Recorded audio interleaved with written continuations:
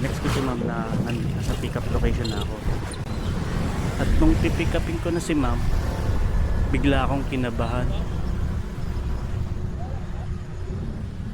Destination is on the left. Kaling po.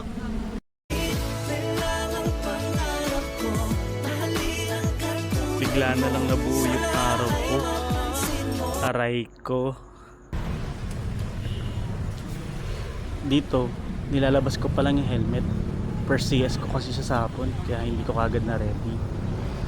Hinala ko pa nga dyan si ma'am ng shower cap. Medyo natataranta. Ang ganda kasi ni ma'am.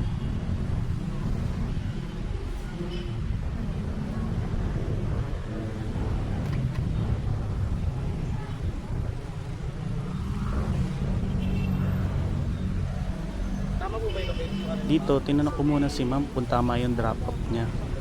Kasi first day ko nga, hindi ko masyadong kabisado yung mga location. Nangangapa pa. Sa piling mo, ayaw kong mawala, ayaw kong mawala. Medyo feel ko yung pagsuot ng helmet kay ma'am. First time ko kasi magsuot ng helmet sa babae.